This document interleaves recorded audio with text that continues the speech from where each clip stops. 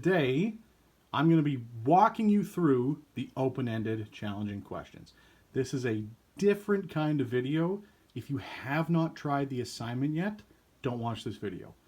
Try the assignment first, then I'm going to walk you through all of the questions, okay? Because they are challenging, but they're still good to try. Are you ready?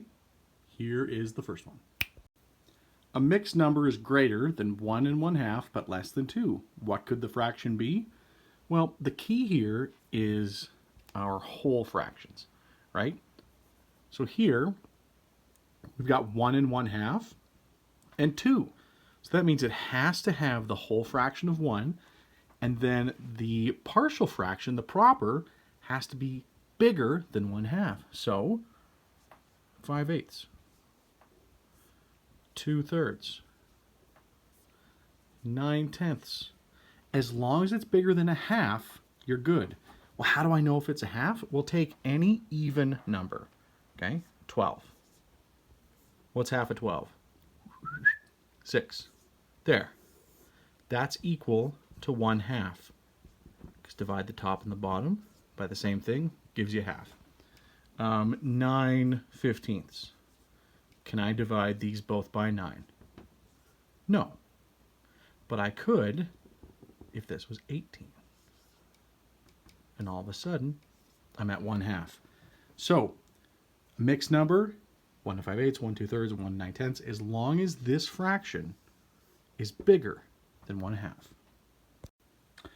One fraction is much less than another. What could the two fractions be, and how do you know? Well, the key phrase here is much. So this one's pretty easy because 1/10 is much less than 9/10. Just take any fraction, right? Could be twelfths. Make it the same denominator because they're easy to compare, and just make one 1 and the other a number bigger than 1. This is much less. Okay? That's it. Pretty simple. Choose 4 improper fractions to place on the number line. Choose fractions so that there is 1 in each colored section. Describe how your fractions belong where you put them. Well, right away, we know that we can put 1 and 1/4. Because when they've got the same numerator, a bigger denominator means a smaller fraction, right? Remember this. 1/4 versus 1/3. This, even when I fix my drawing, because it's hard to draw and film with an iPhone at the same time, you can still see that this is bigger than that. So 1/4, that's going to be smaller. Then all we have to do is turn this into an improper fraction. So that means 1 times 4 plus 1/4. Or 5/4. We can also draw a picture where we say this is one whole fraction and there's 1/4. 1, 2, 3, 4, 5/4. So that would fit there. 1 1/3 and 2 1/2. All I got to do now is just say, okay, 5/4. I needed something smaller than 2 1/2, but bigger than 1 1/3. So I could do 7/4 because that's equal to 1 3/4. And that would fit right about there. Okay? So I'm going to clean this up and keep going. Now, what fits between 2 1/2 and 3 3/4? Well, how about 2 3/4? Because I know 3/4 is bigger than a half. So then I just have to convert this. So again, 2 times 4 plus 3/4 equals 8 plus 3/4, or 11. And if we drew a picture,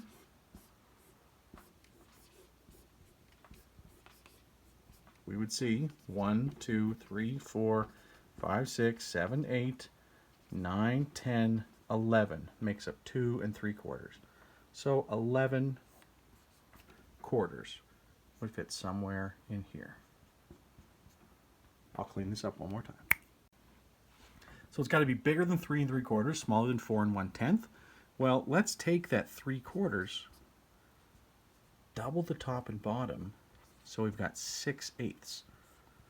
So then 7/8 would be bigger. So 3 7/8 would fit in that section. What is it as an improper fraction? Well, 3 times 8 plus 7 over 8 equals 24 plus 7 over 8, which equals 31 over 8, which is going to sit actually right about there. And we know this is true if we were to draw it as a picture. Whole bunch of eighths.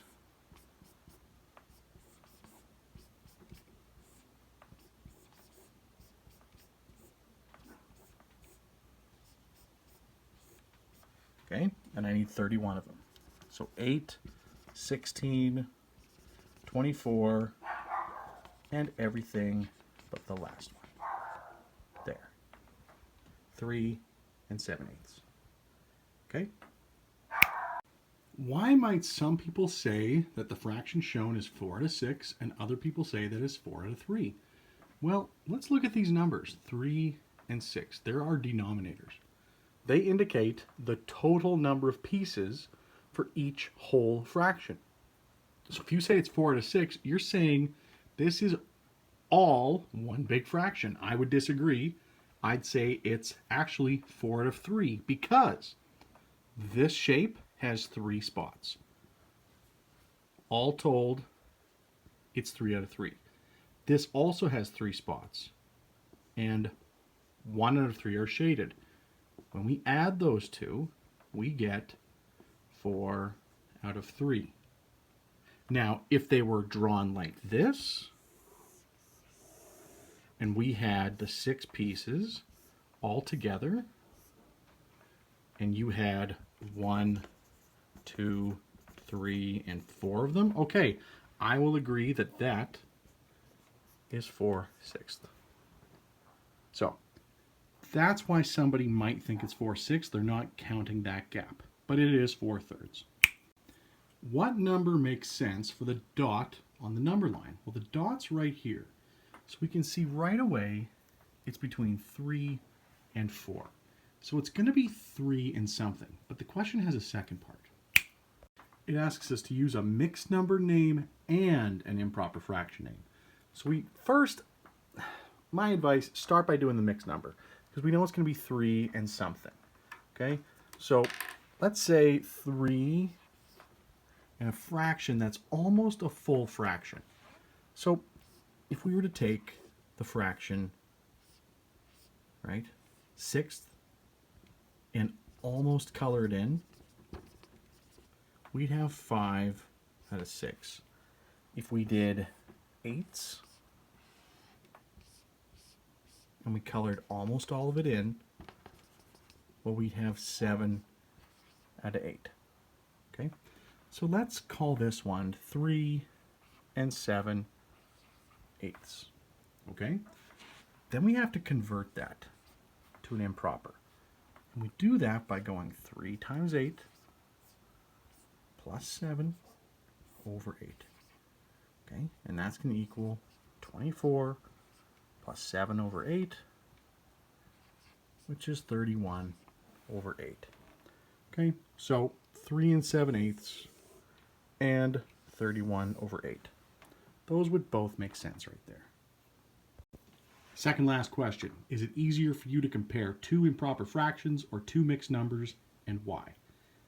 I would say mixed numbers, and here's my reasoning.